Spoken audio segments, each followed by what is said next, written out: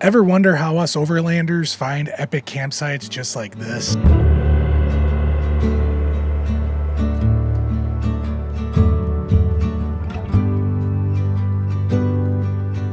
Well, today I'm going to show you my exact blueprint for trip planning and finding epic campsites just like that. And spoiler alert, it's easier than you might think. Now, before we get into it, I wanted to make this video a little bit more fun. So I've hidden an Easter egg somewhere in this video. If you think you spot it, head over to my Instagram, give me a follow, and shoot me a DM with what you think you saw. If you're right, I will send you the exact coordinates to one of those campsites that you just saw. Your choice. And if you keep watching, you'll find out exactly how to get there. All right, the very first thing that I figure out before I even look at a map is how many days do I have for the trip? That one number dictates everything. Where I can go, how long it'll take to get there, and how much trail time we have once we arrive. For example, let's say I got 5 days off of work. If it's a full day to get out there and come back, that leaves me 3 days out on the trail. Once I know all that, I can start realistically thinking about mileage, how far I can go each day, and start picking out campsites along the route. It might be tempting to skip this step, but if you don't know your time window, you're setting yourself up to rush through the trip and maybe even miss key points along the way. And for us, part of the fun is taking our time. We like to roll into camp anywhere from about 1:30 to 3, get everything set up, and be able to enjoy the site in the daylight. So once I know my trip window, the next step is figuring out how far it is to get to the trailhead, because that determines what route I might pick or change later. To keep this simple, I'm going to use our recent California trip as an example.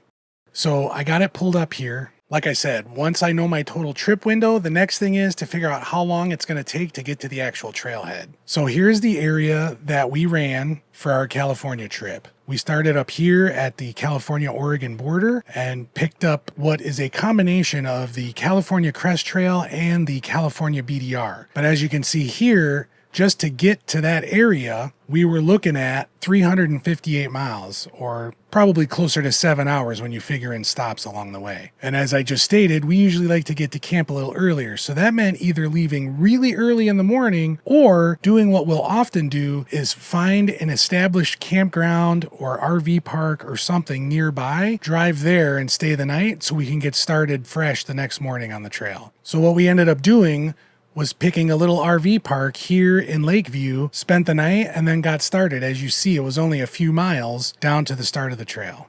Once that's dialed, I'll start looking for pre-curated or recommended routes in that area. Some of my go-tos are the Ride BDR website, the Trails Off-Road, or Overland Trail Guides. All of these websites, except the Ride BDR, have free and paid subscriptions. It's up to you what you want access to. Our California trip consisted of a hodgepodge of different trails in this area from different websites, all available for free with just a free account. I like using these pre-curated routes because someone's already done the heavy lifting. They vetted trail conditions, mileage, and some of them even include points of interest along the way. So as you can see here, the California BDR follows the same route as Overland Trail Guide's MODOC at the beginning here. Back over here on Awnings, you can see where I dropped in the GPX files to map out the route. Now, one thing to keep in mind is just because these trails have been pre-curated has nothing to do with what the current trail conditions are, and you should always double check with the Forest Service before heading out there to make sure nothing's closed, to make sure these routes are still open. FYI, this is not sponsored by Awnings or Gaia. I have a subscription to both, but I've been finding myself using Awnings more often than not lately.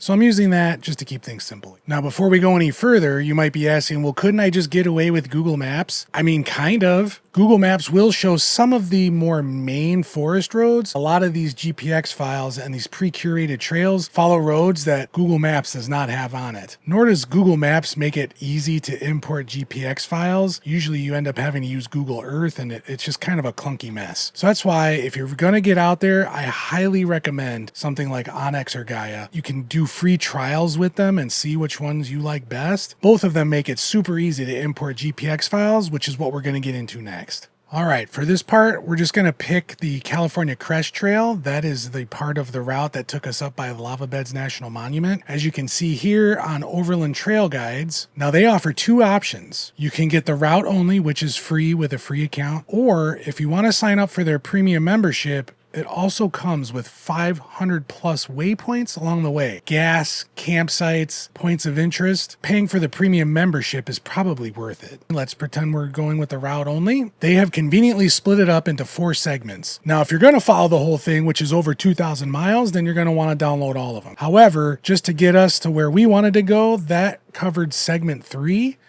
As you see, it'll pop up a dialog to download that GPX file. We'll just save it to my desktop. Then when you're over here in Awnings, guy is going to be a little different, or whatever mapping software that you're going to use that supports GPX files. You're going to come over here to My Content. You're going to import, and you're going to select the file from your computer, which is right here. I am not going to import it again because I already have it in there. Hit open, and in just a few minutes it'll pop up on the screen. In this particular case, it downloaded and chose red. I'm not going to go through a whole Awnings tutorial on how to change everything, but you can change the coloring of just about anything in here. All right, now that the route's in, it's time to plan for daily mileage and find campsites along the way. And this is where the real trip planning starts. All right, so let's start at the beginning of the trail. The first thing I do is I figure, how long am I going to be on dirt? This beginning part of this particular trail was all dirt, so I'll usually figure on about 50 to 60 miles a day. So let's zoom in here, and this is where I start calculating mileage. And what I'll do is I'll click on the route, and Awnings brings up the mileage right here. Now, these are meant to run south to north,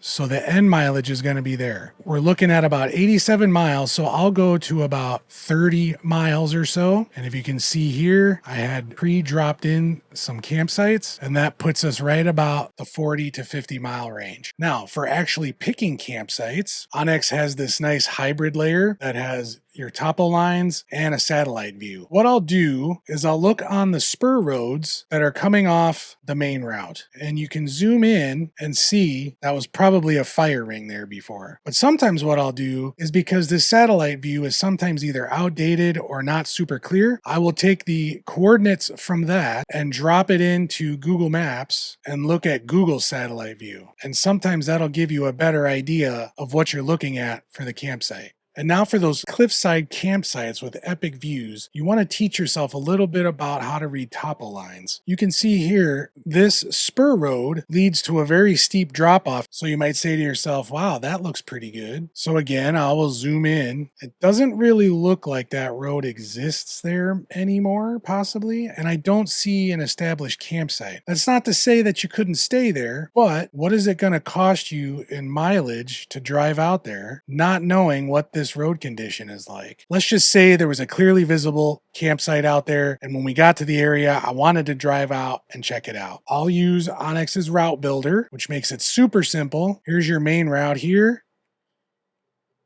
and you just follow it along,